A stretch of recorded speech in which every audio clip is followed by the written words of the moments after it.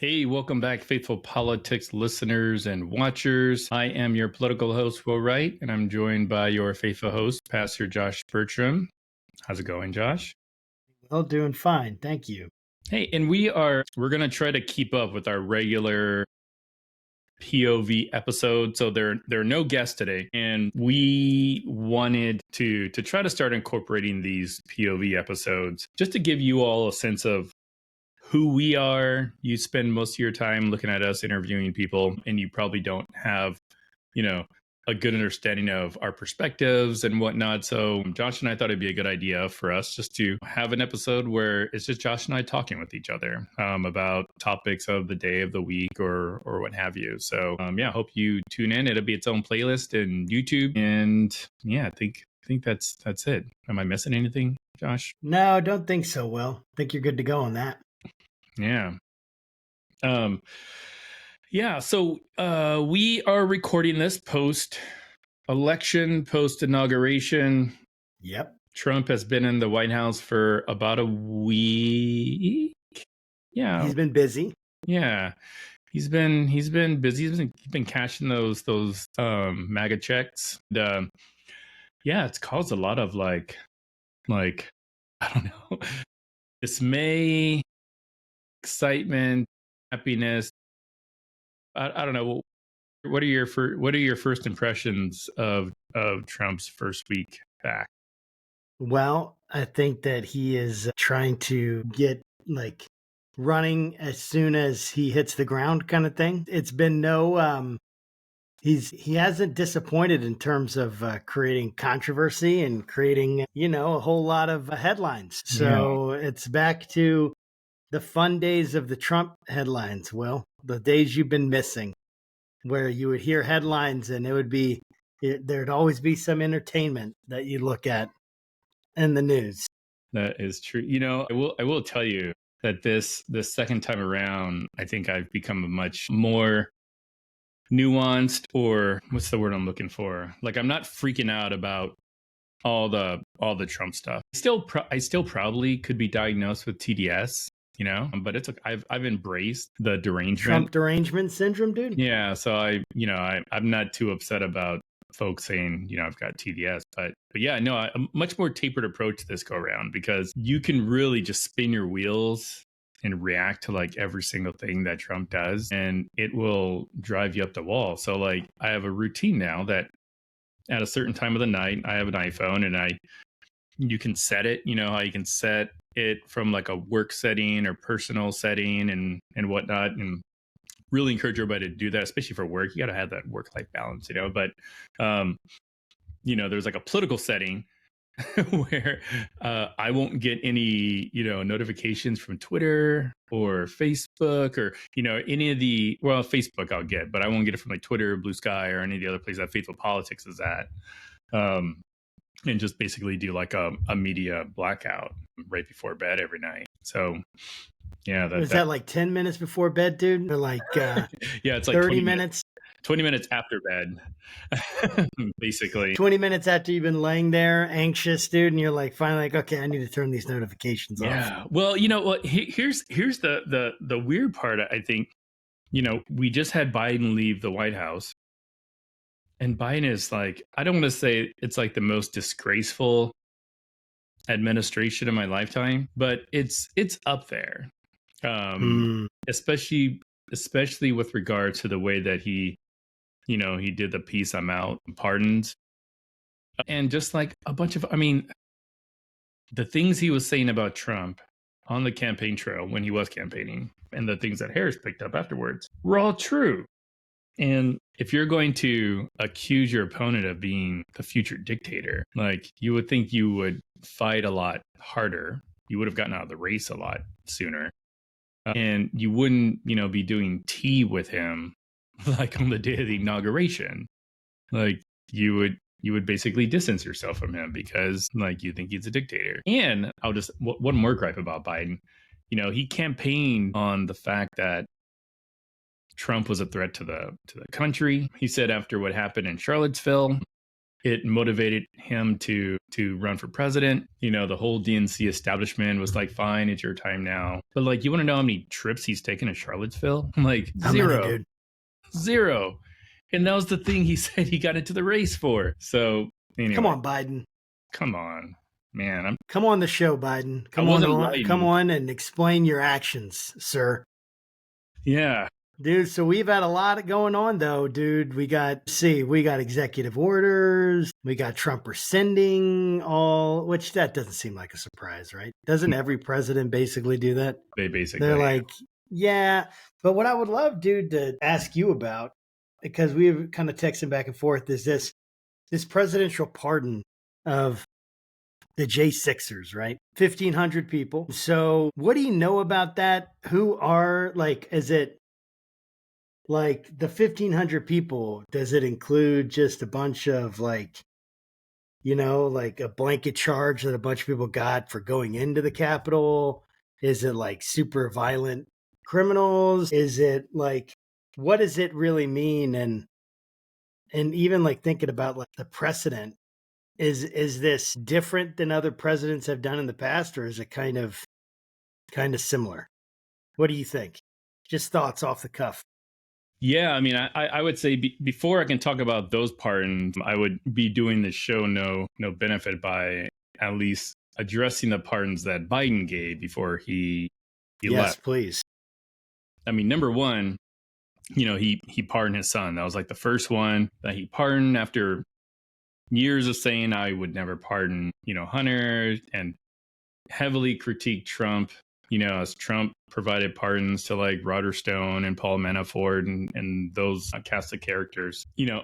And I don't agree with the major Democrat establishment when they're like, well, what would you do as a father? You know, like would, you know, you already lost like 2, you know, of your kids. Like, are you going to let your other one just sit there in jail? And like, I get the sympathy argument, but I'm not sympathetic, because Biden, like, he could have avoided all of this by not running. So like, if he really had his family's like idea in mind, he wouldn't have ran. Case closed. No worries. Probably would have been better for the country. Who knows? Yeah. And then, you know, the day of the inauguration, he pardoned a bunch of his family members, like his brother and his brother's wife, or I forget. The list of those he pardoned expanded. I can't actually. What's funny though is I can't remember if he gave Joe Biden a pardon. That's funny, dude. Yeah, and the reason he did that was because he was like, yeah, I just thought that, you know, this president that I literally had tea with this morning, that's like a presidential inauguration tradition or whatever. Gotcha. To have tea. Yeah. You know, doesn't like, seem very American.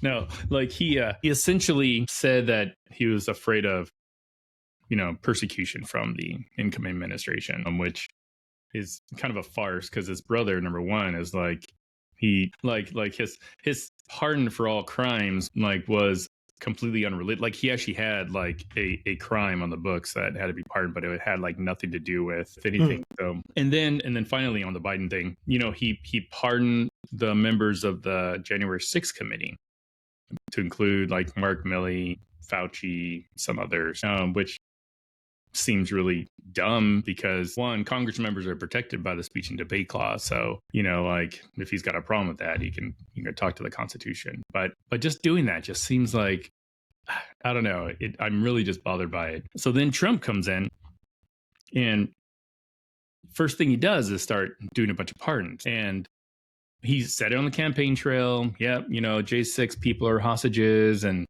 you know, they're being treated badly. And yeah, I'm going to pardon all of them. And, you know, some people are just like, yeah, he'll never do that. And even like, you know, Congress members, when asked about it, they're like, well, you know, some have been treated badly, which is true, but he won't pardon the violent folks. So, you know, he, with the stroke of a pen, he pardons basically everybody. There's about 10 of them whose sentences he commuted. he didn't give him like a full pardon. So like a full pardon is like the crime never existed. A commutation, there's a difference, but he clearly identified a set of people that he thought should be set aside and unique from the others.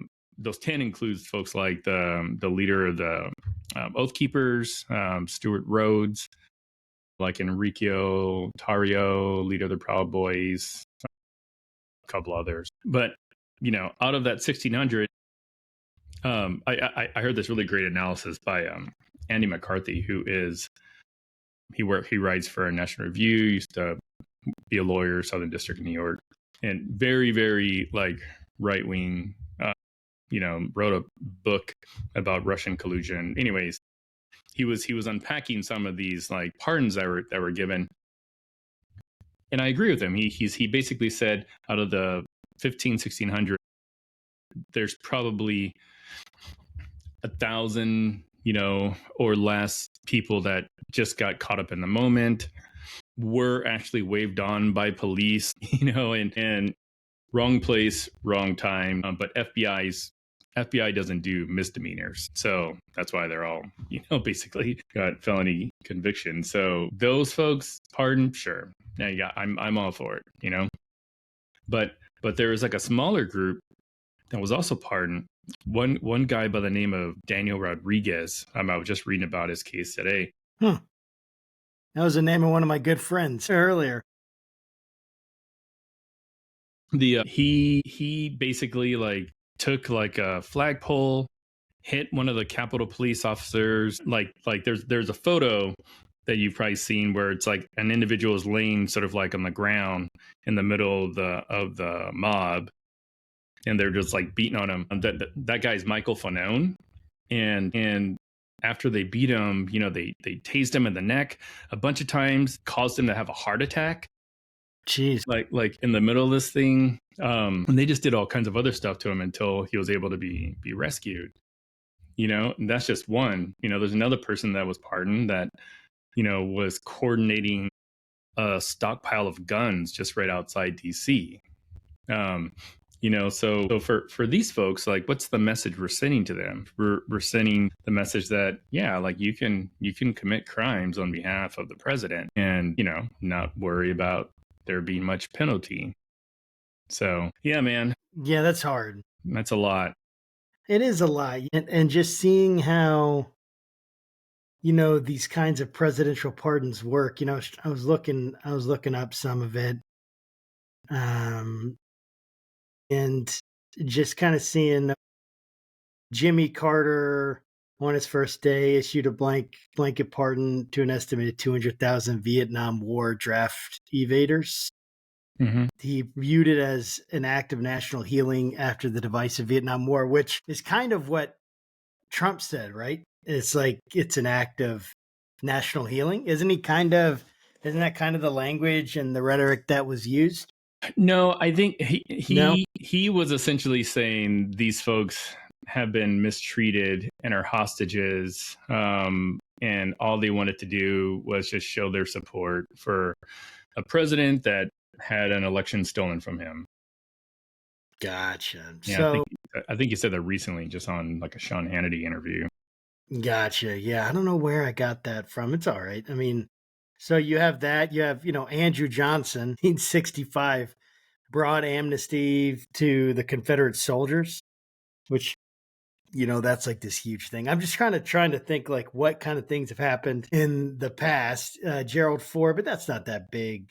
Some like it's Nixon. funny, like if a bunch of Confederate soldiers got pardoned, I mean, if you think about it in your own heritage, like where would you be? Where would I be without Andrew Johnson? Is it Johnson? President Andrew Johnson. Andrew Johnson. Maybe is it Jackson? Let's see here. Why am I seeing Johnson, dude? I don't know. If it's Wikipedia, I'm sure it's 150% correct. Andrew Johnson, dude, 17th president of the United States, 1865 to 69. As vice president in 1865, succeeded the presidency upon the assassination of President Lincoln. So Johnson, Andrew Johnson, dude. You can believe it. There you go. This is why we have experts on the show. This is why we have experts, dude. Wikipedia, The internet, the interwebs, dude. Absolutely. And thinking about like so Barack Obama, dude, can you guess how many people he pardoned from, do you You mean remember? in his two terms? Yeah. 2009 to 2017. Yeah, probably 100,000. No, dude. 1,527. Really? Yeah. Oh, that's not very many. It says, I don't know why it says the largest number in modern history, focusing primarily on nonviolent drug offenders. So you have these kind of things, and then Trump, gave 238 in his previous one, right? And now he just blew that one out of the water on day Yeah. one, dude. Well, I mean, it's like the pardon stuff. I think it's more quality than quantity, and even in Biden's pardons, because I think he pardoned or commuted the sentences of a bunch of non-violent drug offenders, like a ton of people. And in so doing, he pardoned some person that was like part of this gang that used to torture women, who throw Jeez. like hot water in their hoo-has, and Jeez. just like, I mean, just a real bad person. But the reason that person kind of made it through the cracks is because like they didn't follow the normal and customary procedure of like, there is a process, that involves people reviewing. I think it's like the deputy DOJ person, and and then they bring those things to the president. So yeah, it's pretty wild. But It is wild. just to pick your brain, since we haven't really talked all week. So have you seen the video of that bishop in DC? I did. I watched it at the prayer breakfast, It or the was prayer, some kind of. some sort of Good. like, it's the bishop that basically asked Trump to show mercy. Yes. Yeah. Yeah, like was there. Yeah, I mean, I thought everything that she said when I was listening was, I didn't have any issues with any of it that I was hearing. And then she just asked him to show mercy, which again, nothing is, I thought it was super powerful, what she was saying, talking about the witness and loving our enemies. And it's tough because, it's a weird thing with when you're in a job like the presidency, or you're in a job like in this place where you have to make these decisions that are going to cause, they're not simple decisions, although it seems like, someone just making a blanket pardon of all these people seems like that's a fairly, Yeah. I don't know. Again, I don't know how easy it is to do that. And so like it just feels like there's all these kinds of tensions and contradictions that are next to each other that are put up here. And it's just American politics. So I mean, I appreciated what she said. I thought she was bold, to say what she did. I mean, I'm not surprised that Trump, didn't like what she said. And, anything that, it seems like anything that offers any kind of criticism of his actions is normally met with a lot of, resistance and vitriol and all of that. So I'm really not surprised by Trump's reactions. And I thought, I was trying to imagine, like, if I was in her situation, what would I do? I had this chance to get up and like make this very public statement, prayer, sermon, any of that. Like, what would I say if I felt a lot of deep conviction about something? I thought, I definitely applaud using that platform to take a chance. I didn't think it was really controversial what she said. I did think it was interesting. She kind of conflated two groups, undocumented workers and immigrants. And I don't know, when I was listening to her, she kind of conflated those two groups. Wait, are you talking about undocumented immigrants and LGBTQ? No. There's a time in which she was talking about, basically she said most immigrants in this country pay taxes, law abiding. And again, I'm not arguing with any of that. I'm not saying that what she said isn't true at all. it was interesting because this is about finding like people that have entered the country illegally and are here illegally. And that's different to me than immigrants, right? Immigrants is anyone who's come to the country, right, from another country, immigrated from another country. And I would see immigrants as kind of a larger umbrella, and undocumented, illegal people here illegally as a subset of that. And she kind of rolled them together, which again, I'm not saying that undocumented immigrants don't pay tax. I mean, I guess they couldn't pay income tax. They could pay what? I guess, sales taxes like anyone else, right? They're buying things. So it's going to be, so in that sense, they're going to pay taxes. So I just noticed a little bit of a sleight of hand, a little bit of ambiguity there, where it's like, hey, here's this.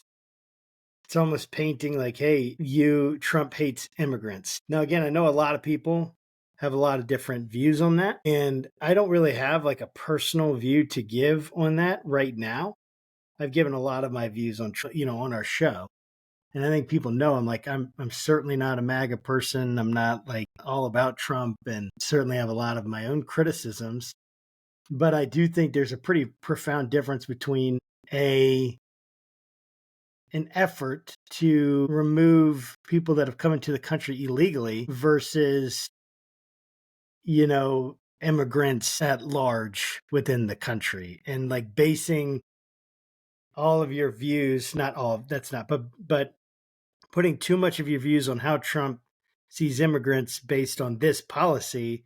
There's other issues that you could look at, I'm sure, or make a cumulative case, which many people, right, are doing and have followed Trump and heard the things he said and have their reasons for thinking, that he has animosity towards immigrants. But I don't know if this particular case is as much of evidence of that as maybe sometimes it's presented as.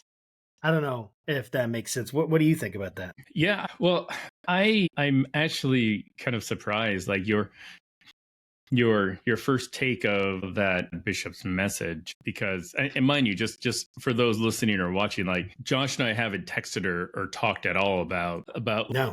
this particular thing, because I was really curious, because the response from both political sides have just been ridiculous. I mean, on the right, they're freaking out because, this bishop preached the gospel, and the left is like, having this person on TV. I think she made like an MSNBC appearance and was on the View or something like that, So, I mean, but that's a whole other thing. Like, so it's like, she's sort of being hailed as whatever, at least some champion of justice, which is ironic because, I mean, she's really just trying to champion like Jesus's justice. And Right.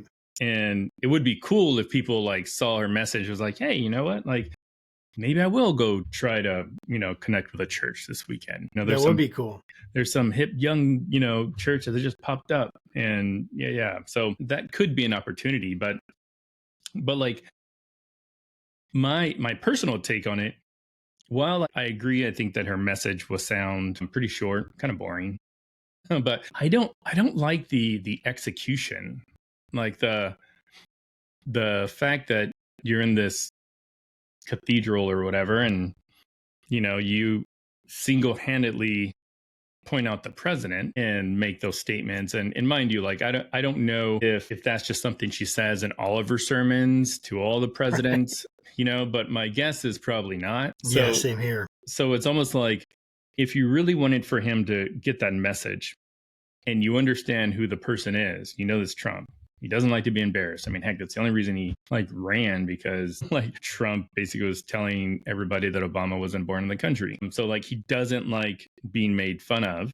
Right. So, as a bishop, like, you have to have other tools in the tool bag to, get that message to him if you really wanted that message to get to him. So, because I'm thinking like if you're preaching and then all of a sudden you're just like, let's talk about sin. And, Will, I'd like to talk to you about some sin And here Will, I that like you've to been talk committing. that thing you've been doing that you told me not to tell everybody, but guess what? I'm going to tell everybody. So like it just, I mean, like the message, was probably necessary, but the execution of the message, I just had some issues with it. Yeah, I mean, I totally hear that. I mean, I remember when she said, "And Mr. Trump," and I was like, "Whoa!" I literally said that out loud. I mean, yeah, I mean, you normally don't make it a practice as a preacher to point specific individuals out while you're preaching, like for like some kind of like you know, or some kind of implication that with the implication that he's not merciful, that he's not being merciful. Now, again, all of that can be argued. I'm not, but like, so I think she was bold. I agree that the execution was a little bit weird. Certainly, it was very intentional, right? To do that. So it's like, it's not like a faux pas or like, oh, shoot, I went off script there. Mm-hmm. It's like, that was very intentional. So, I think that she spoke, she didn't do anything wrong. She didn't do anything unethical.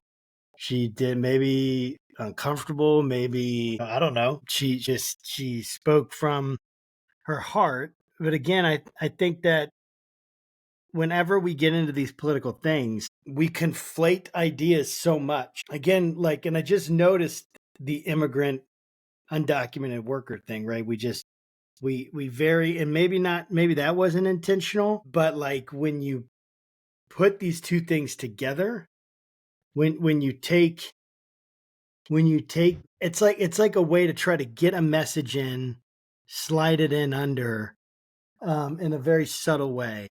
Wait, are you talking about like when people combine the term undocumented immigrant? Yeah, I'm just saying when she actually did it, like, so she said there are many immigrants in this country that pay taxes and so maybe she meant to say undocumented workers or illegal, but that's not what she said. She said immigrants. And so that to me, and again, I don't need to harp on this, and I know, but it is something that I noticed and I thought about.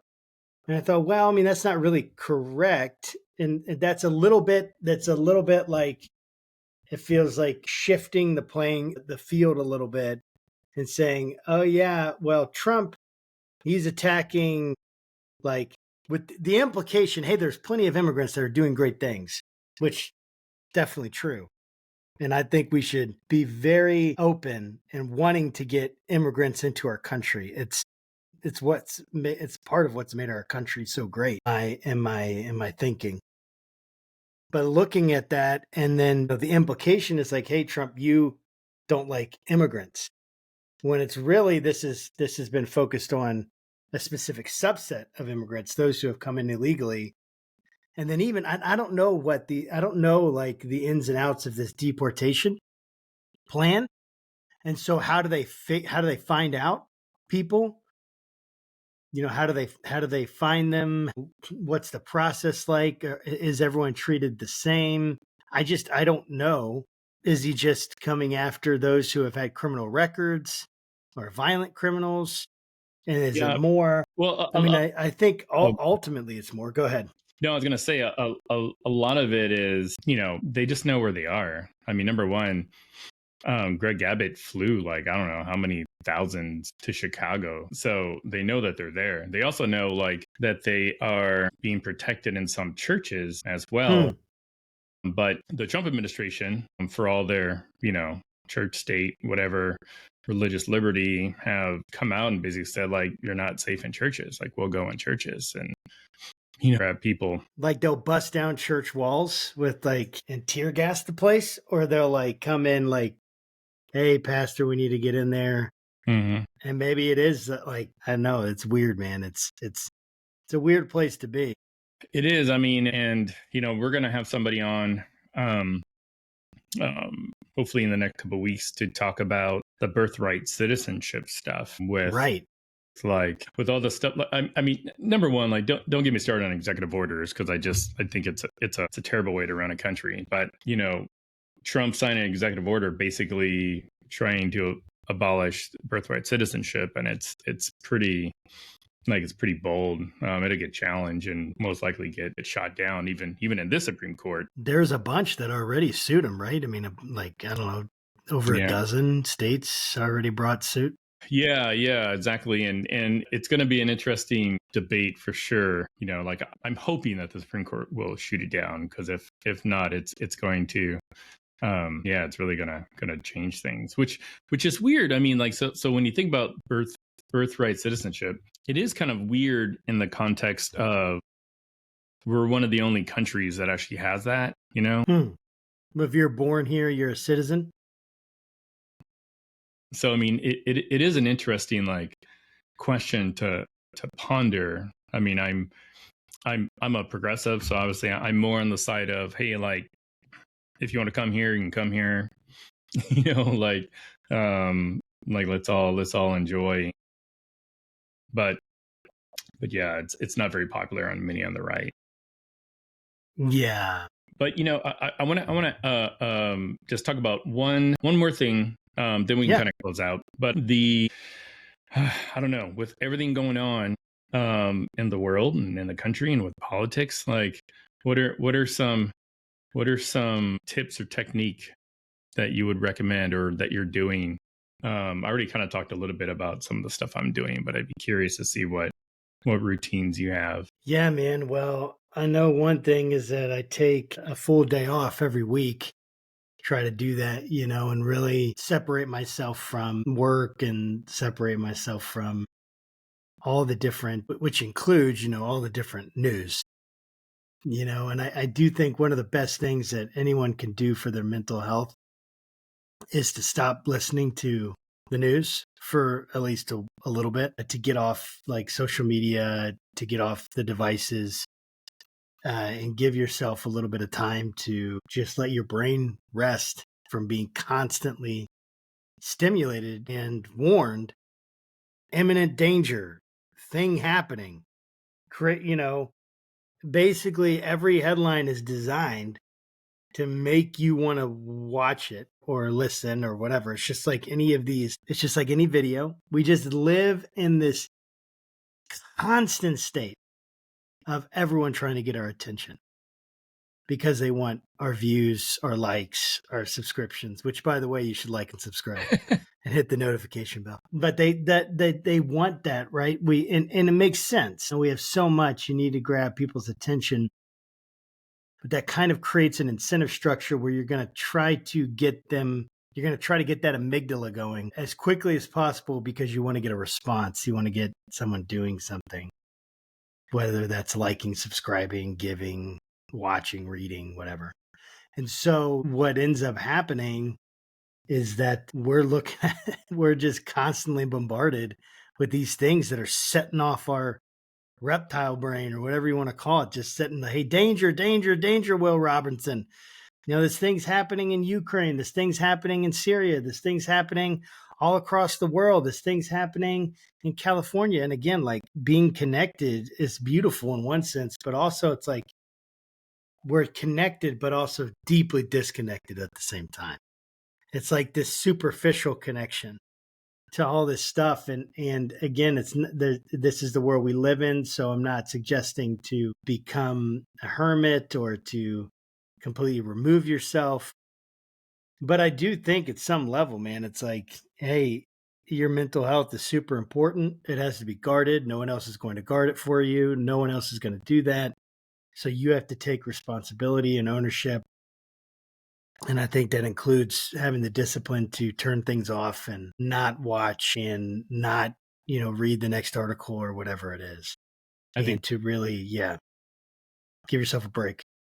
I think that's so like insightful because like when you're talking, I was thinking to myself, like the stuff that attracts you about the news is all the same things that like you learn in podcast school. I mean, there's no podcast school, but like, you know, like you talk to people and like there's a whole like thing you're supposed to do that you know, make the pic like the YouTube thumbnail. You probably, if you're watching on YouTube, it looks different. Why? Because some smart person told us that, hey, if you want more views, you got to do this. And we're Yes. like, yes, we would like more views. So we did that. And the same thing with like words and maximizing them for SEO and, you know, making sure you got titles and hashtags. Like it's all designed to reach out. But because algorithms really kind of reward, you know, controversy, shows like ours like don't really make it to the top or make it in your feed. So if you actually like came across our show because it showed up in your feed, good on you. You're probably a good person. Because like the stuff you're watching said, hey, here's a good person. Here's some more like good Our stuff. AI overlords approve of you and your personality. So, you know, and I'll just remind folks that we have a Substack, and I wrote something been on my heart for a long time, but it's called Staying Grounded: 10 Rules for Engaging in Politics Without Losing Your Mind. It's very good. Which, by the way, made it into the Christian Ethics. Come on, somebody. So take that. You're a published ethicist. Did you ever think that would happen? Look at that. Never, not in this lifetime. But I'm just going to read just the 10 rules, and I'll put the link to the Substack in the. So number one, so these are 10 rules to enjoy politics. Number one, don't defend politicians as if they're beyond criticism. Number two, accept that you can't be an expert on everything. 3, don't let the media decide what matters most to you. 4, let go of outrage over hypocrisy. 5, think of political parties as tools, not identities. 6, read source documents when possible. 7, be open to changing your mind. 8, seek out different perspectives. 9, ask who benefits. 10, don't assume you know why someone voted the way they did. So nice. Check it out. I love that. Yeah, check it out. I'll put it in the show notes. And yeah, and thanks again, everybody, for stopping by and just watching us too. Don't forget, we do have a merch store. All of the proceeds from the merch will help fund the show. Most of the artwork is done by myself. So yeah, reach out, you know, buy some stuff, help us out, like, subscribe. We should try to change those algorithms, but we're only going to be able to do it. Come on, dude. So any parting words, Josh? Thank you for watching and listening. Yes. And keep your conversations not up or down, but left. And we'll see you next time. Bye-bye.